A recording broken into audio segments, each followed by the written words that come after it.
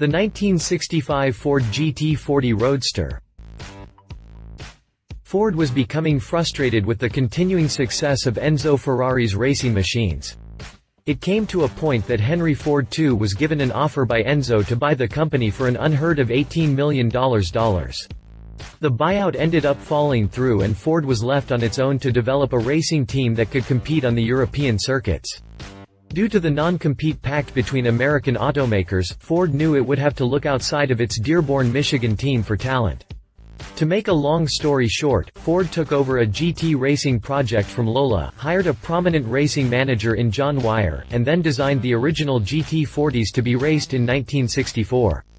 The story is much more complex than that, but the legend that would come from this humble beginning is much more important.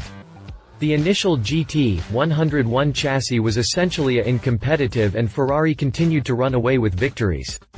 By 1965, Carroll Shelby was taken away from his Cobra projects and started developing the next generation of GT40 for Ford. This car gave Ford a win at Daytona in the first race of the very next year. Ford developed several very special prototype cars including 4 Roadster versions.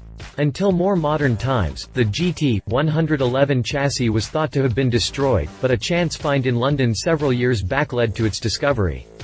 Extensive restoration and consequential historic racing had finally brought it to the auction block at RM's Villa d'Este with a value estimated between $3,900,000 minus $4,700,000. Let's have a look at this important Ford GT, serial number GT108, down below.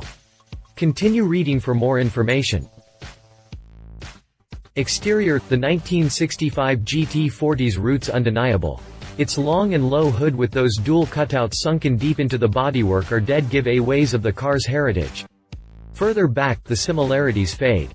This prototype featured a coupe-like design with an open top, though no removable panel was made.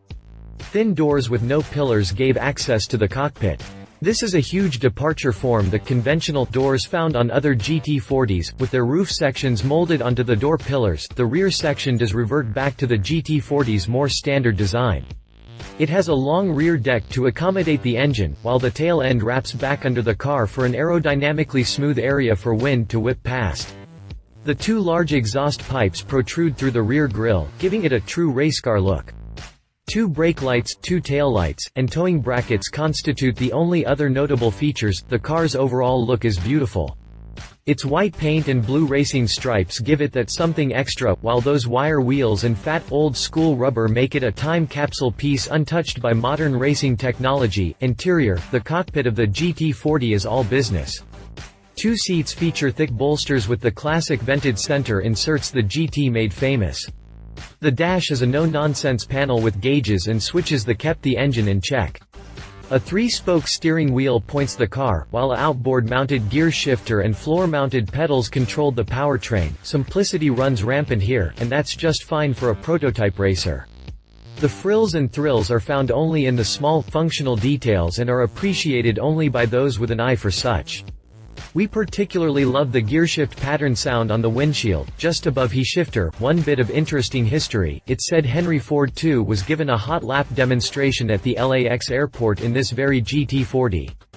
It's also said this is the only known time Ford ever publicly sat in a GT40 drivetrain. Being a prototype, Ford used several parts off its standard production lines, including this GT40's engine.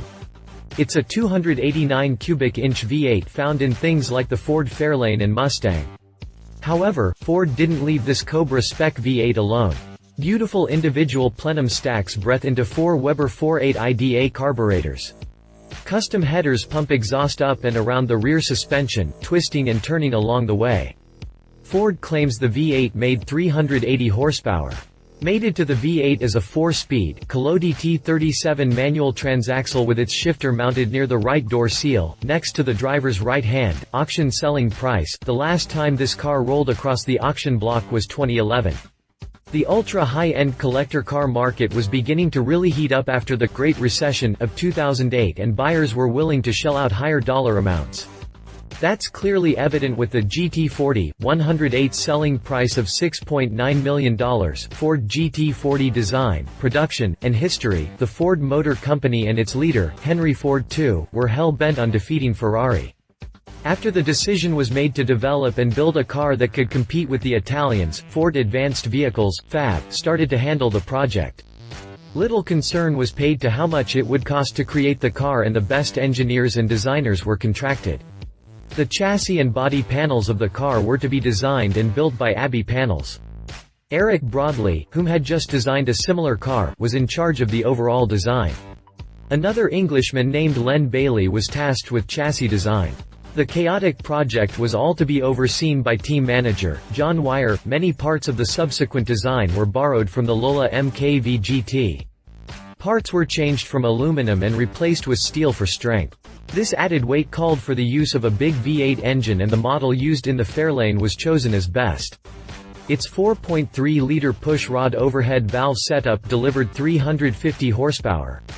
The cars were finished in time to take part in a Le Mans test day in 1964. The team soon realized that the bodywork of the car increased lift at high speeds and sometimes would attempt to go airborne. Other problems arose from the Collodi gearbox, which proved to be very fragile. Ford's team tried to make as many quick-fix improvements as possible, but defeat was all they would find.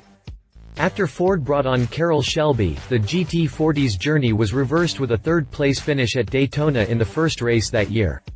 The development of the Roadster version arose out of curiosity with Ferrari. The Italians often raced open-roof cars, and Ford engineers were baffled as to how they could still be so fast. The FAV team developed several Roadsters to explore the potential advantages.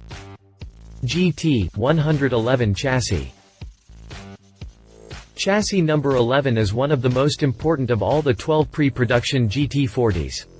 It featured the 289 cubic inch V8 as well as the first ZF 5-speed transmission. The team was beginning to enter GT40s in races throughout Europe when GT111 got its first and last chance at glory. The Targa Florio race takes place in a very warm climate, and Ford's team thought the open cockpit would be more comfortable. Bob Bondurant was enlisted to drive the car in the 10-lap, 44-mile Little Madoni road circuit. The race started out with a newly painted GT111 finished in light linden green with the number 194. The car seemed to be doing well and even reached third place during the race, but halfway through a knockoff spinner broke loose and Bondurant lost a front wheel. The car was be repaired, but more bad luck would meet the team on the final lap. Loose gravel put the GT40 into a slide, and it eventually hit a wall, causing the front wheel to come off once more. After the race, the car was shipped back to the team in England, but Ford was no longer considering a Roadster for production. As the Ford GT program in SLU came to an end, the FAV ordered the remaining pieces cut in half and sent to a wreckers for destruction. The car was considered lost ever since. Gelsco Motorsport Limited got word of a Ford GT40 in need of restoration and sent a team to inspect the find.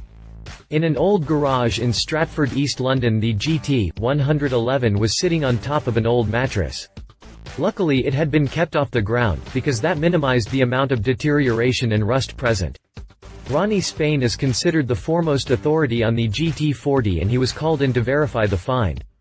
He quickly noticed that the car had perforated steel pontoons and support ribs, a unique feature of the 12 prototypes. Naturally, he was initially apprehensive of finding a GT40 in a random garage, but he noted, instead, on my arrival at Glasgow and on being presented with the chassis in question, I was stunned to instantly realize I was looking at a genuine GT40 chassis. And by being a genuine chassis, and a Roadster, it could only be the chassis of the missing Targa Florio car #GT111. After the discovery was verified, the team clearly purchased the vehicle and began a complete restoration. Attention was paid to make sure the car was restored to original spec with correct period materials. Everything from the raven blue dashboard to the Zero-type ZF transaxle with exposed linkage was recreated. The car was ready for its new owner at Goodwood in 2007. Since then, the car has raced in the classic circuits such as the Spa 6-Hour, Goodwood Whitsun Trophy, Masters Festival at Brands Hatch, and the Le Mans Classic. This classic GT40 Roadster is one of only two still known to be in existence, with the other chassis being GT108.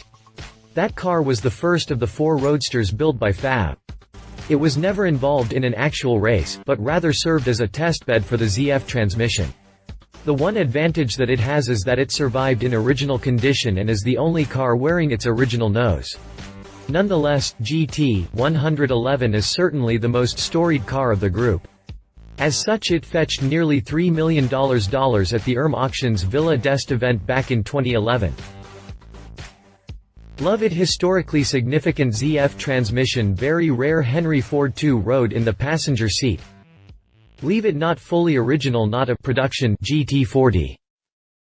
If you liked this video, please share your thoughts in the comments below and don't forget to hit the subscribe button.